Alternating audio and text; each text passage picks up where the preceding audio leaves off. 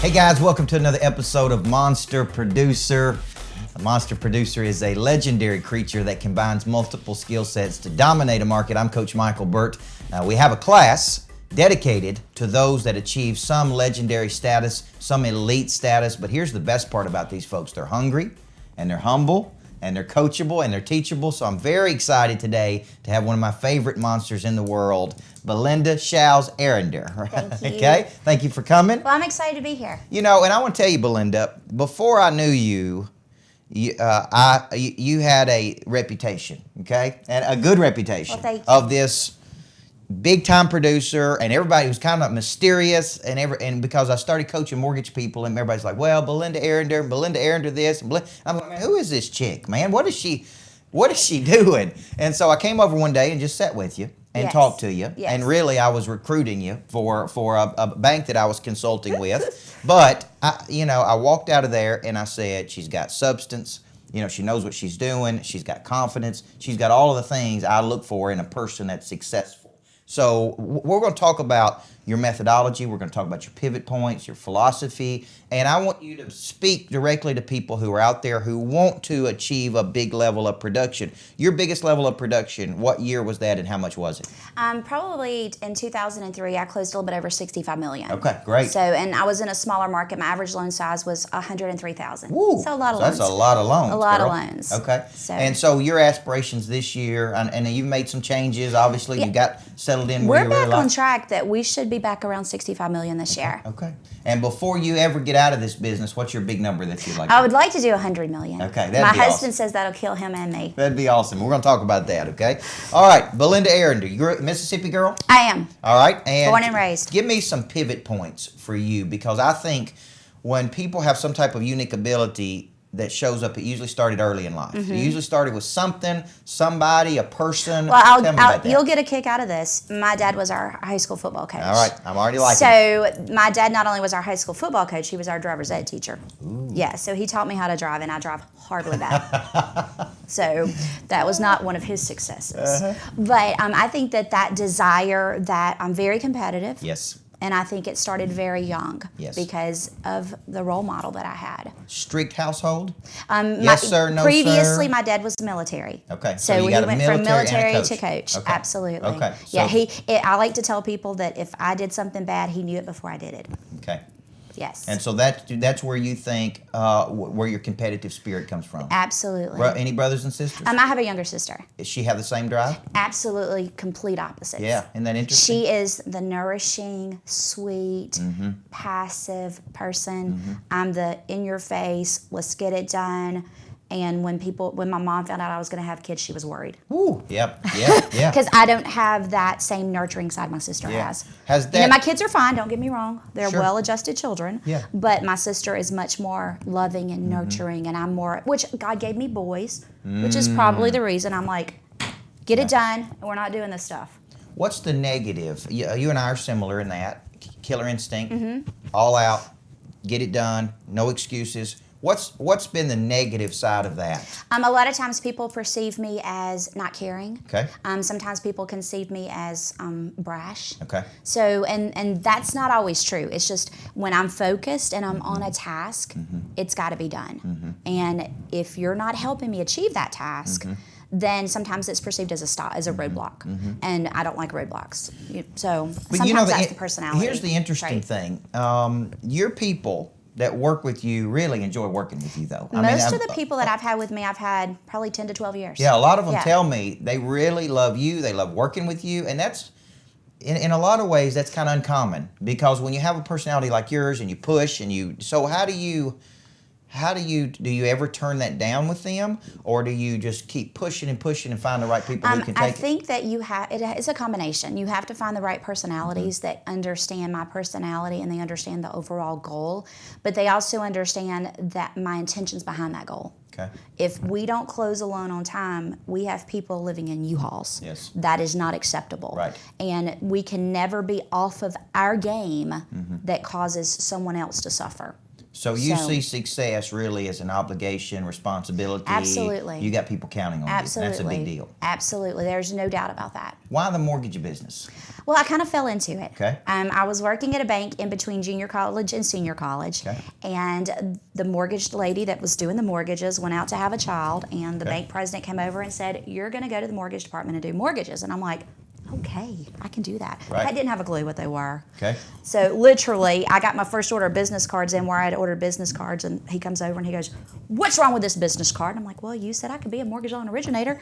And he goes, "Mortgage has a T, Belinda. Mortgage has a T in it." I had not even spelt it right. So, I just kind of fell into it. And once I got into it, I absolutely loved it. I love helping people. I love helping people understand their choices. And I love helping them. To me, one of the greatest things that I love about my job is when a child comes in and they're excited about their new home they're getting, because I just feel like that is something that's a goal, that's an achievement for that parent to be able to provide that for that child.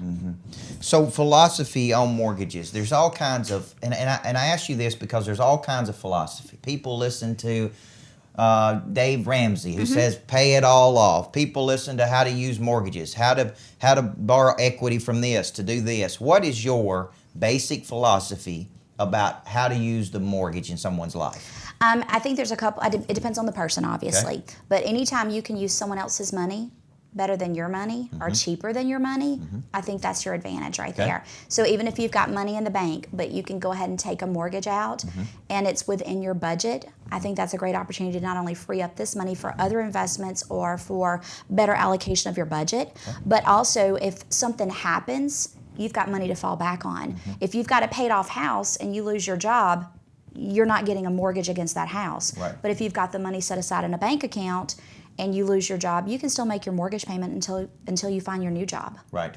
Okay. So I really think that mortgage is a tool to help you achieve a better financial future. Okay, good. And people come to you and you're really a coach. Like you're all the time coaching people and what to do and how they can do it and what they qualify for. So do you constantly study these things, or was there a period of time where you really had a mentor or someone who knew the mortgage business and just really poured into you? I think it's a combination of both. I've had some really great mentors that I've worked with and I've learned under and I've listened to and been able to grasp information from, and then it's studying the market and seeing what's going on in the market, seeing which products and programs are available, and really talking and listening to the customer to know what their goal and their overall outlook on life is. Do they want a lower monthly payment? Are they okay with the monthly payment because they get to allocate the money that they would have put down to pay off a car? So it just really depends on their goals as well. Okay. When you think about new customer acquisition, when you make up your mind that you're going to go get a new person to do business with, and you're heavy in the real estate world, that's your primary. You have a lot of real estate agents that just swear by you. You got strong relationships with those people. But let's say you make up your mind you want a new one. Coach Burt's a real estate agent. He's doing well, and you say, I want to represent Coach Burt. Okay, tell me what you do to come get me. Well, I'm going to research you first. Okay. I want to know about you. I want to know what we have in common, because first and foremost, I want to know that I want to work with you. Okay. Because not all personalities work well together. So I want to know a little bit about you. What do we have in common? Where are our common points? What's your goal and what's your philosophies, and do they align with my goal and my philosophies? If you are ambitious and you're out to do a lot of deals and you want to close loans fast, I'm probably going to want to work with you, because that's my personality. I'm not real good with extended new construction, because I like to close them fast and get the customer into the house, because I like to get to see that immediate excitement of them getting to move in that home. So that's the type of person I look for, is things that we have in common. When I target you, typically we have a 5-touch system. We will initially make contact. We will start mailing you out a couple of pieces of flyers, some strategic flyers. And again, we do it based off what we can find and research for you. For example, if your average loan sale is $180,000, you're probably doing a lot of FHA and government loans. I'm probably going to send you a flyer that says in 2013, Belinda was the number 36 lender in the country for FHA mortgages. Want to know how she does it? something to pique your interest that I think we're going to have some common core there with. By the third one, I'm going to send you some closing cost coupons. How can you save your customers money by using me? Gotcha. How can you bring value to your customers? Because I want to give you something of value that can also tie you in. By the fifth contact, I'm calling and saying, hey, could we go to lunch? Because at that point in time, I know about you. Right. You know a little bit about me that I hope I've piqued your interest, so that we can go to lunch and see if we've got that connection there. How do you work? What are your hours? That kind of stuff. I mean, I don't like to say 24 hours, but I work as close to 24 hours as you can get. So I want the agents that I target, if they only work Monday through Friday, then that's probably not the same agents that I normally work with that work weekends and nights. Right. Yep. So if you're working weekends and nights, I'm probably going to have a really strong relationship that we're going to be able to build together, because when you call me, you're going to get me. Right. Yeah, So, that's yeah. a big one. That's a big one. All right, we're watching Monster Producer, Legendary Creatures. Every month we bring you a new one. Belinda Arender this week, and we're going to get into, when she gets a customer, how does she keep them? Because I know they're getting recruited by all kinds of people, and she's very good at holding on to these customers she gets. I'm Coach Micheal Burt, and this is Monster Producer.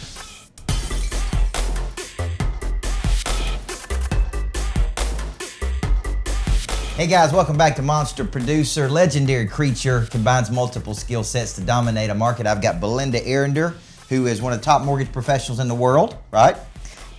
Thank you.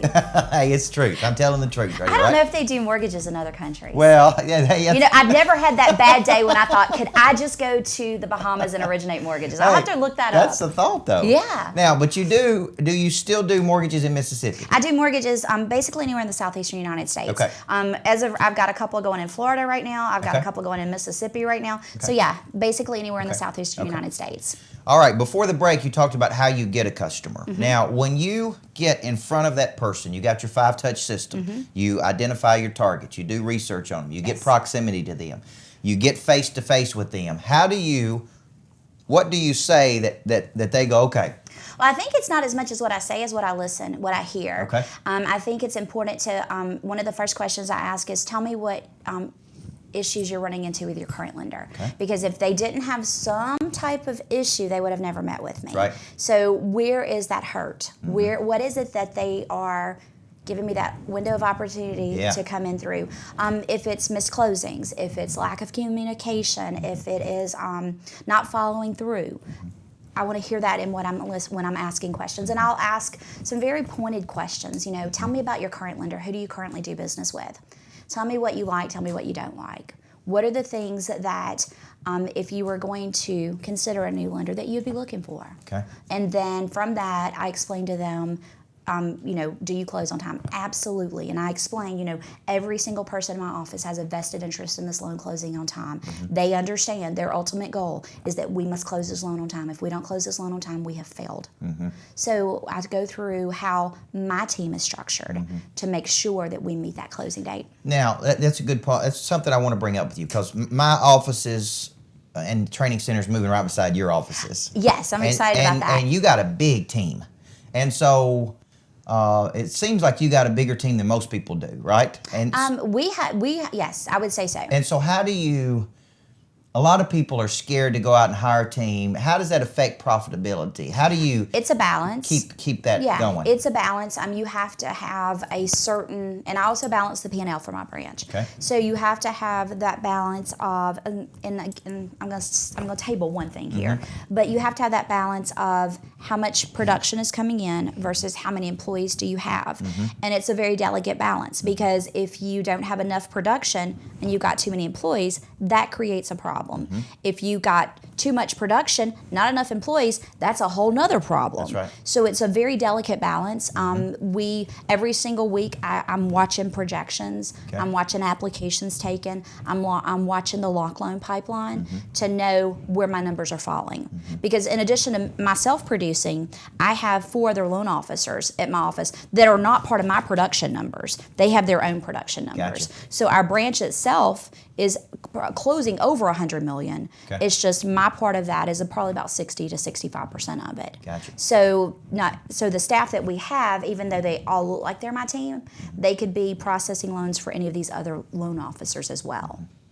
All right, let's talk. Once you acquire a customer, and people are very loyal to you. They stay with you. And we know they're being recruited by all kinds of people because it's a free agent nation, right? That's just the world we live in. So what's your strategy to add so much value to your customers, whether it be your referral partner with your real estate agent, the consumer, that they don't ever, when people have that conversation with them, they just go, I'm not leaving Belinda, not even take the conversation. What do you try to do? You cannot give them that window of opportunity to be dissatisfied. That is, if they need me on Sunday at 4 o'clock, I answer my phone Sunday at 4 o'clock. If I'm on vacation and my phone rings, I answer my phone. It's kind of like my husband. You know, he hunts a lot, but I tell him it's fine that you go and you hunt, but if I ever need you and I can't get you, I'm not going to need you again. Right. And it's the same philosophy with my agents. When they need me, I want to be able to answer the phone. I want to be able to get them the answer they need. When their customer calls, I mean, obviously, if I'm taking an application with a customer, I can't answer the call while I'm in that application. But normally, I've got somebody else manning my phone. Right. So if for some reason, if they call and I'm on the other line, the minute I hang up, I don't even listen to the voicemail. I call right back and say, hey, I just missed your calls on the other line. I mean, so they know they're a priority. They know that they're important. They know that I value their business. Yeah, and I want to pull that out for the viewer there because I have a philosophy too. We actually had a person that's in Monster Producer that had a lot going on. They were saying, do I need to go today? I got all this stuff going on. Can I, you know what I mean? Yes. But they said, I know that the first time I don't go, gives me permission not to ever go back again. And I believe that. It's kind of like what you're saying. I use that same philosophy with the gym. Yeah. I'm kidding. Well, it's true. Obviously. But I think that is true. It is true. I agree. The first time you give yourself permission not to do it, it's kind of like you're saying, the first time we open the door for somebody to come in, then we've really opened the door for somebody else to get that business. Exactly. So you just don't let the door open. I try very hard to keep that door shut. Yeah, absolutely. Because I want them to have no reason to ever look anywhere else. Yep. Now, with this kind of volume, you've obviously got a process and how you, I'll say, hand the baton off. And, that one analogy I've seen in the mortgage business is this person hands it off to this person, the baton, and that person runs with it. And you wouldn't hand it off and then run along beside of them, right? Well, I'm a little OCD. So so you control. You're watching this thing control all the way through. How does that prohibit you from moving from 65 million to 80 million? I'm going to say yes and no. Okay. I'm going to say, number one, that because I'm so hands-on, I'm never opening that door. I'm never allowing that door to open because I'm making sure all the way through that there's not an issue. But number two, there are times that I could probably be using my time more wisely. Okay. But at the same time, it's that balance.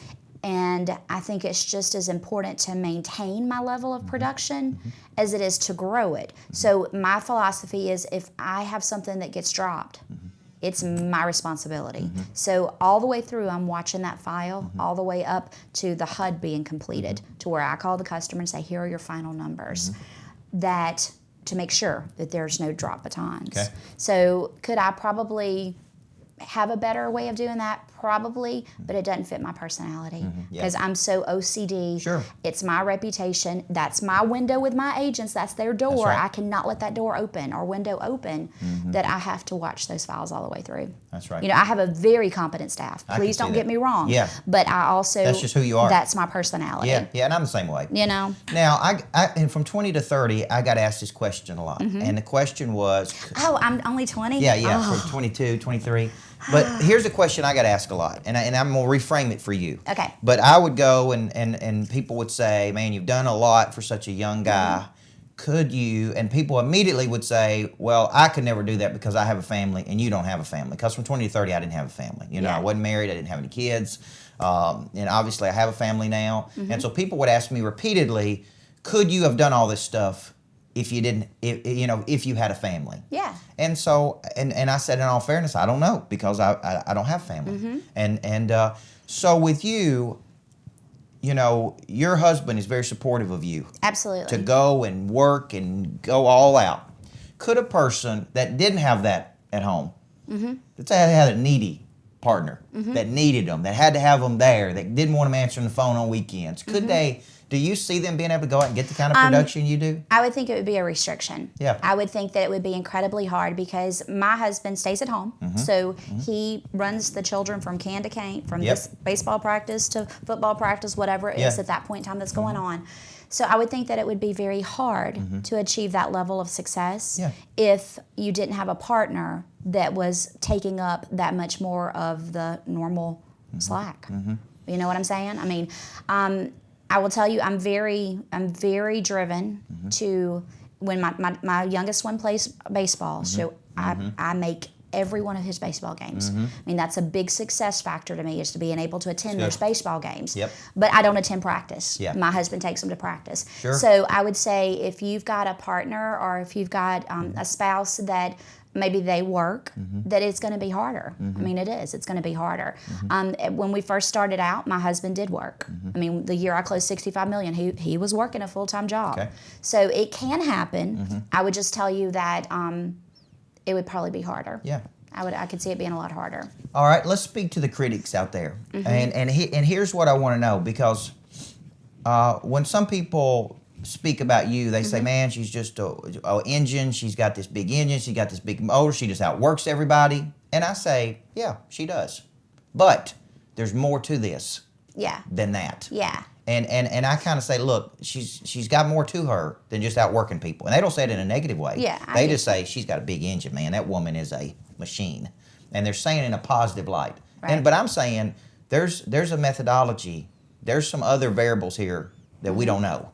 So other than just outworking people, what would you say those variables are that have helped you build this real big business and become this kind of legendary creature in the mortgage space? I'm going to tell, obviously, we have very defined role on how mortgages flow in our office. We have very defined roles on what my part of that mortgage is, what my responsibility is on that. So I do feel like I work incredibly hard. I mean, any given day, I work 12 to 14 hours. On weekends, I probably work 6 to 8 hours every weekend day. So I do feel like that is true. I feel like I do work hard. I do feel like I feel like I'm not going to let anybody outwork me. That's that competitive nature that I've got. But I also know that I've got a lot of structure in place. I've got a lot of support in place. That not only do I have the employees at the office that are working incredibly hard to get our numbers where they are, but I've also got the support at home where my husband and my family completely buy into my career. That's right. I mean, so I've got that solid base there that probably is below the surface that you don't see. You just see me working. That's right. And below that surface, I've got that support factor of my office and my family. All right, good. That's good, because like I said, I know there's methodology to the madness. It's not just we'll just outwork everybody. No, I think at a certain point that if you can work as hard as you want to, but if one of those supports pillars becomes weakened, I mean, your production is going to fall. Now, typically as producers get bigger, it's hard for them to find a home, a bank, a place that fits. They all fit together for whatever reason. The originator becomes too big, team doesn't want to give. You know, you went through some different places. What do you think makes a good fit when it comes to a big producer and management of a bank? This for all the big producers in any industry, really. I think it's very important that they have the structure in place to handle that volume. Because I will tell you that there have been instances where that volume wasn't supported.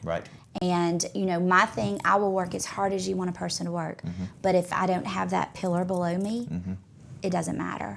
My production is going to suffer. So where I am now is the CEO of our mortgage division is the same guy where I was in 2003, where I closed $65 million. So his philosophy is to provide his sales team with the support staff that they need to achieve those levels. I mean, he is out, you know, we currently, since we've came on board, they've hired 3 underwriters. I mean, and we didn't have to ask. I mean, they just, you know, they're like, hey, we've hired a new underwriter so that you don't have to wait on files any longer. You're like, wow, okay. So it's, they are doing their part to support our production without us even having to ask. And I think that's really important that they're managing those pipelines, they're managing the workflow, they see what we're bringing in, and they're preparing in advance. So when you get recruited a lot, because when you're a top producer, you get recruited by all kinds of people, right? I am never changing companies. Yeah, and I agree. I understand that, but there's a lot of people that get enticed into that. Yes, I agree. We'll pay you this, we'll give you this, upfront money, whatever the deal is, right? Right. What would you say to all those people out there that are really good, that are going to get recruited?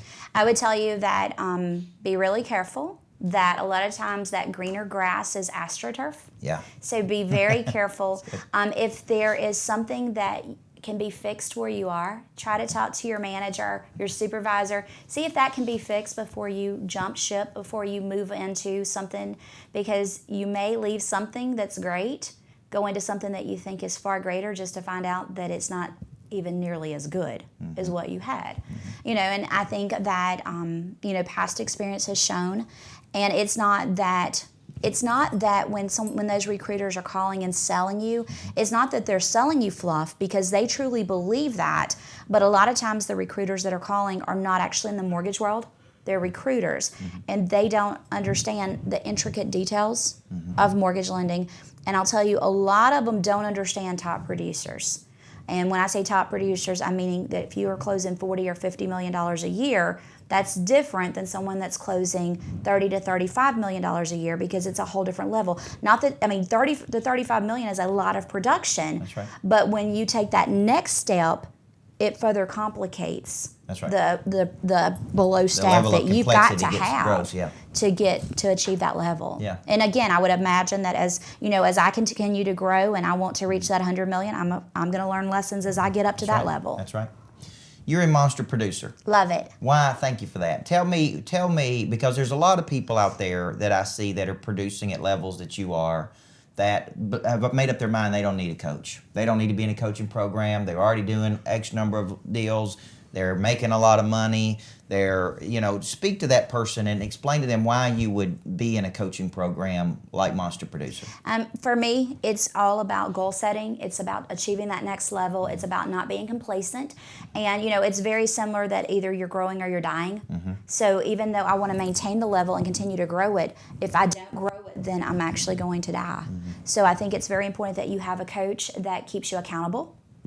I think it's very important that you have a coach that brings new ideas to you, because we all get into that complacent where we think everything's great and everything's wonderful, and in 6 months our production's down because we've not done anything new. We've not changed anything. We've not made any moves to get us to grow that pipeline even further. So having a coach keeps me on track. Having a coach keeps me accountable. Having a coach gives me new ideas to bring back to my team.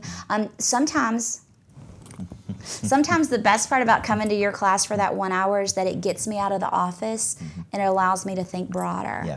And I don't come to your class to daydream, because that's not what I'm doing. No, yeah. But most weeks I go in between 6 and 6:30, and I leave between 6 and 6:30. And most days I eat lunch at my desk. Right. So getting away from that desk for that little bit of time that Friday morning. Right. I go back to my office and my girls are like, what do y'all do at that meeting? Right. Because I'm like, whoo, let's do this and let's do that. And, I'm talking 100 miles an hour because I'm excited again. Yeah. So it's like a vitamin. Yeah.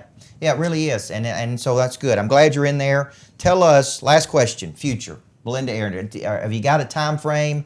Are you going to, go out with a bang? What's your strategy on what you're doing? When my baby graduates high school, and he's going in the 7th grade this year, I hope that I can retire. Okay. And retirement looks different for everyone. Retirement for me is to do 4 to 6 loans a month. Okay. And have the rest of the time to, we hope he plays college baseball, to follow him around, watch him play baseball, to, kind of enjoy life. I feel like I've missed out on a lot. I've done this for 22 years, so I feel like there's a lot of stuff that I missed out on from a fun side of life. So if I don't die before now and then, I hope that I can enjoy life a little bit more. Because I was thinking about this one when I put this question in there, and I wrote down for you, retirement to what? Because I can't see you. Most people think of retirement to sit on the back patio, but I'm sitting there thinking, that's not Belinda. She's not going to do that. Yeah, I can't do Retired, a meaning, contribution, and the things you're doing. So thank you. You have been such a blessing to me, and you are the real deal. So thank you so much for being part of Monster Producer. And for all of the people out there who are watching Monster Producer, you just got to spend 30, 45 minutes with the person out there who's consistently driven some serious almost serial, some serious results. And that's what monster producers do. Legendary creatures that combine multiple skill sets to dominate a market. Belinda, Arender, thank you so much for being a monster producer. Go out there this week and crush it, guys.